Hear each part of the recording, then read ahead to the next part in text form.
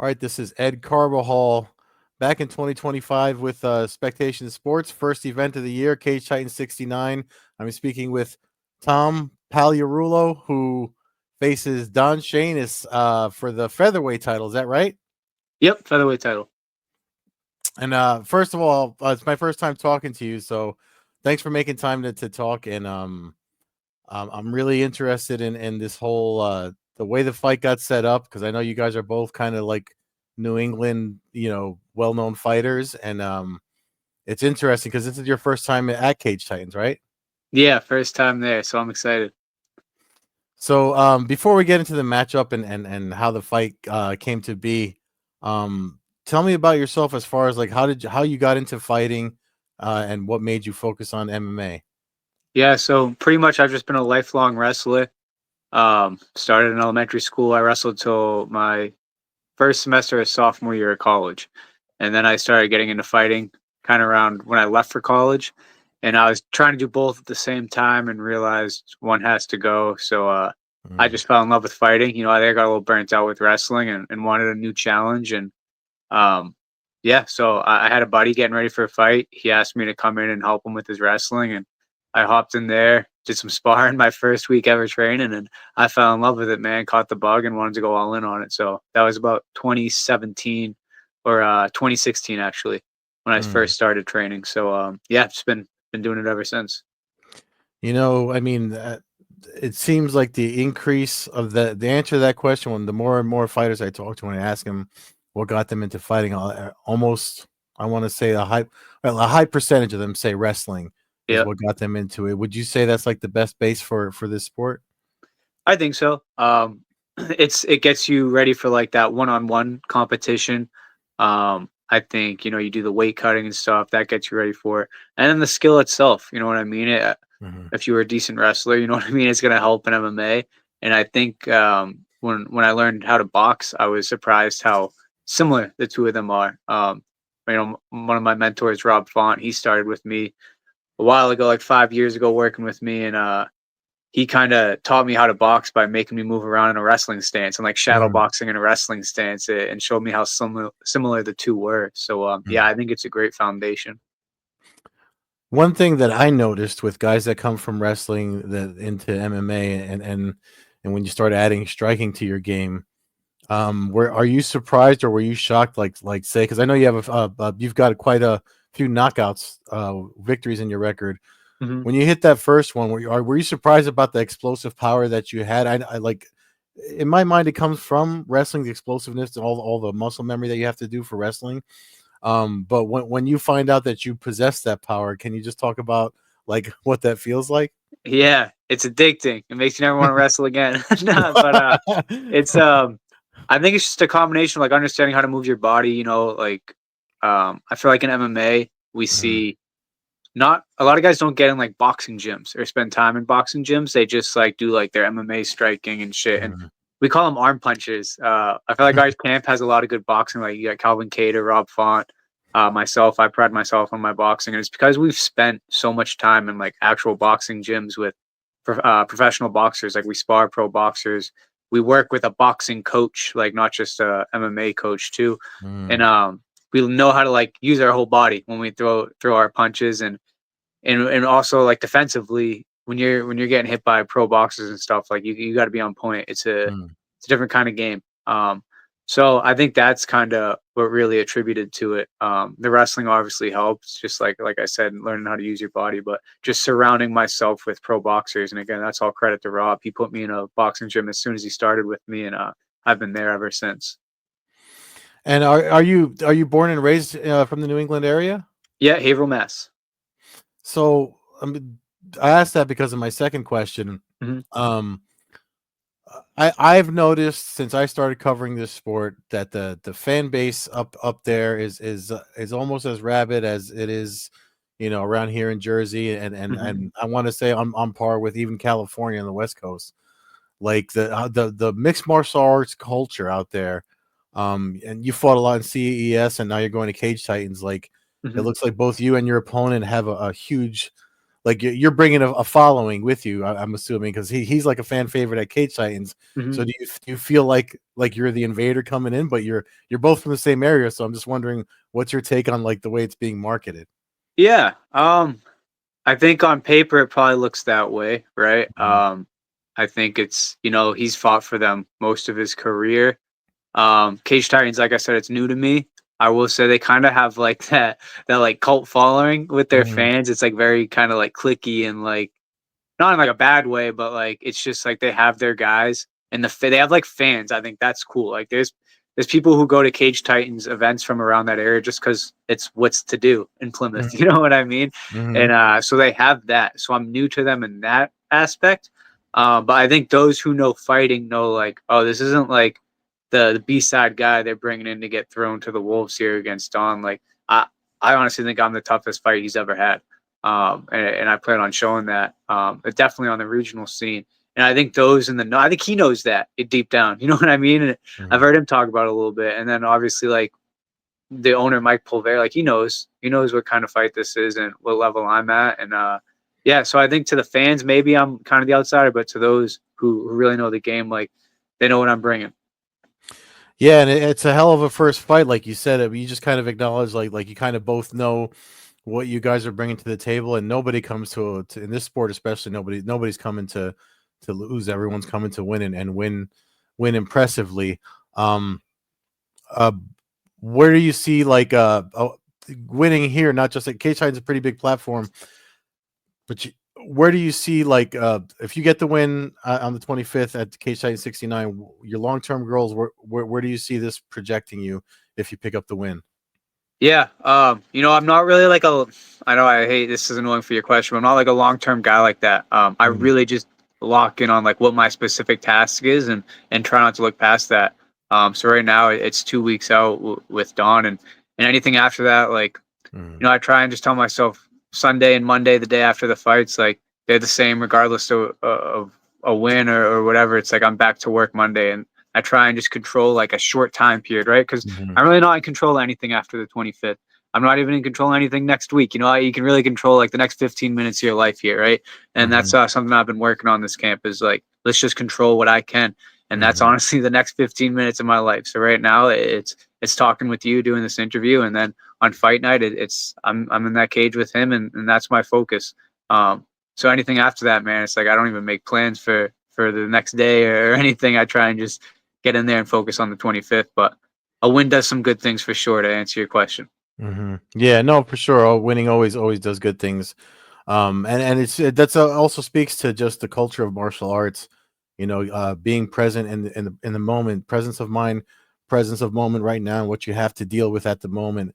That speaks to a lot of to your maturity as a martial artist, and I think that's good for folks to know that you have that mindset going in. Um, appreciate it. the With Sheamus, I mean, he's been in the UFC. He's got a lot of experience, and I've talked to him a few times for other Cage Titan events. I think Lynch is speaking to him for this one. Um, but I mean, he's all you the guys that fight at your level are just you're a different kind of animal. The way that you handle your body and all the damage that it takes and stuff like that. And he's a pretty durable guy. Mm-hmm. So how do you measure up against someone like him and a fight like this on this platform? Like Yeah, how do you keep that going? it's not being too eager. Like you said, he's durable, but that's that's a blessing and a curse sometimes. You know what I Mhm, mean? mhm, It's good to know you have that, but I mean, I feel if that's like what you rely on to win is toughness and durability and just like being chaotic or whatever, it's like that's a dangerous game. That's a scary mhm, thought to go to bed with. Is like this is how I'm gonna get it done. Is just I can't outskill him. I'm gonna out tough him. mhm, And I'm a scary guy to try and do that with, I think.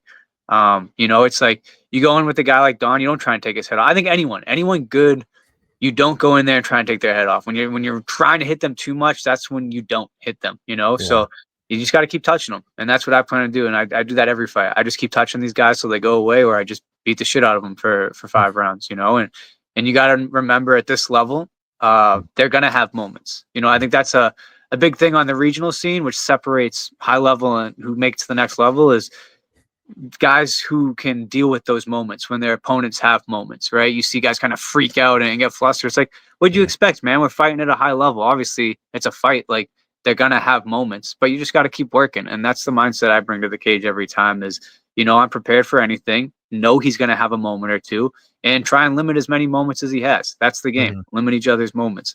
And don't freak out when they have one. I think I do a real good job of that. Just always working in there, never getting too emotionally invested in anything, a good or or bad. Mhm. And I think that's going to be the difference maker.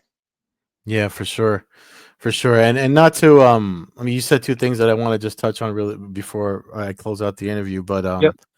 um one thing about you going back to the presence of mind and the Hmm. way that you're approaching the whole situation. um do you ever do like research like on not just Shane, it's just in general, or have you found lately that it's better to just let me get my body ready, let me focus on me and get in there and see what plays out that night? Like we have an idea, like you know what I mean. Like I don't obsess on like film Mhm. so much as like watching them. When you get the fight, you watch a couple. I've seen him fight in person a few times. You know what I mean. So like, and I know he's been active, and I've Mhm. seen that. You know what I mean? I've seen the last two, I've seen the last three. It's like there's not much it's cool when you're active like that, and you got to be active. But when it's fight after fight, like not even like 2 months apart, there's not much growth you see happening. You know what I mean? It's like those times out of camper where you really go like sharpen the skills. Mhm. Um, so like I was at his fight in November. Like you're not Mm. gonna get a whole, obviously fight night's a different thing, but like he's not going to be this exponentially different fighter than he was in November. I think he's going to be a little more up for it. You know what I mean? I'm definitely Mm. a way tougher test than the dude he just fought. There's a title on the line. He wants that real bad. So there's that. He'll have a little more energy maybe. But skill wise, it's like I know what I got in front of me. And are there going to be things that surprise me? Probably. That's fighting. You know what I mean? Oh, I didn't know he was going to be this fast or whatever. Everyone seems a little faster and stronger when you first Yeah. get in there, that first minute. Yeah.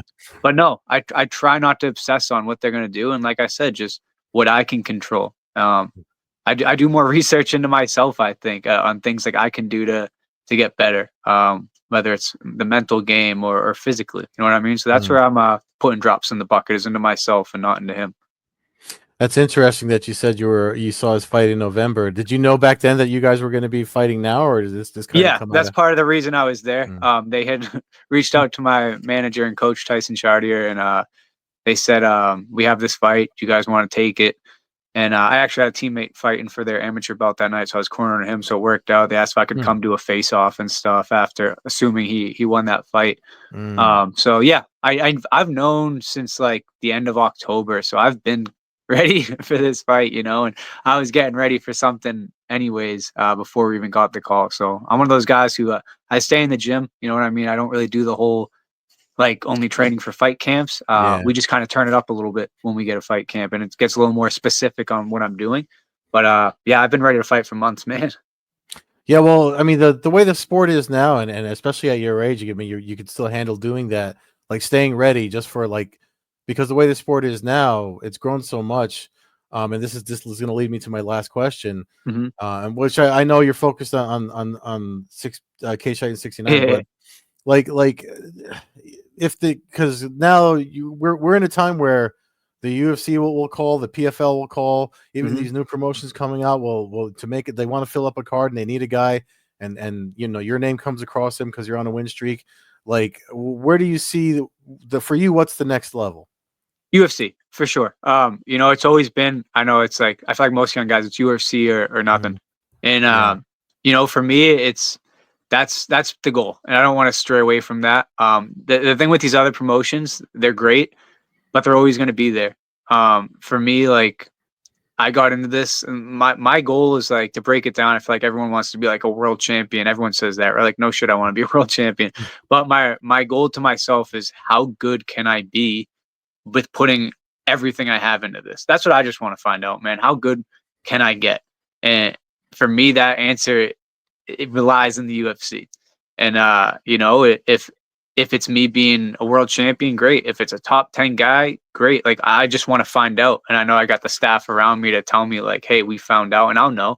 You know what I mean? So I think I'm far, far from my limit, and I'm just kind of tapping into not even like my prime yet. And I'm thinking I'm one of those guys. I'm like a late bloomer a little bit. Like wrestling, I fell short of my goals, but now it's like you put me in the room with these guys who are mopping me up wrestling. I've even fought some of them, and I'm smoking them now. You know what I mean? So I think I just developed a little later, and matured a little later in this game.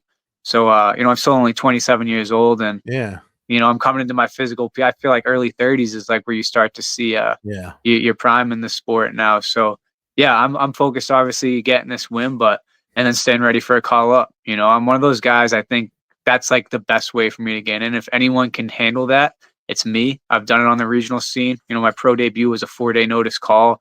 I friggin' had COVID the week before, and I still felt great. Oh, So wow. I've taken 2-day notice fights. I've taken week notice fights a bunch of times on the regional scene. So I just stay ready, man. Don't let them catch you with your pants down. That's what Calvin Cater always tells me, man. Don't let them catch you with your pants down. You want to be ready for that call when it comes. So I'll be ready for anything. Yeah, yeah, that's good. I mean, and again, it's something that I see more and more in the sport where it's at right now. So, and the fact that you're already that's where your mindset is. I mean, that's kind of what I was hoping you'd say. Mhm. Before I let you go, man, please, if you have sponsors, anyone you want to plug and thank, go right ahead. Yeah, man, I got a whole list of sponsors. I'm not going to remember off the top of my head, but they know who they are. They always support me. I appreciate them a ton. I post about them on my social media. You can really see them there. And yeah, my family, my wife, she really is the reason I can really lock in and do this thing full time. I haven't worked since friggin' 2018 or 19. She's just let me Uh, kind of go all in on this thing, and training's been and fighting's been my full time job. So shout out to her for riding with me. Her family, my team, everyone, man. I got a huge support system, and I think that's part of the success, and why I'm going to get mhm. where I'm going is the people I'm surrounded by in the gym and out of the gym. So shout out to everyone who's riding with me. That's great, man. God bless you. I love hearing that too. And when fighters have everybody behind them like that, that's how you can be. That's how you find out how great you can be. And I guess we'll see that at Cage Titan 69 on the 25th. So, Yes, sir. Tom, thank you again for making time to talk, man. I'll let you go. Thanks for having me, man. I appreciate you giving me a platform to speak on. No problem. Take care. Take care.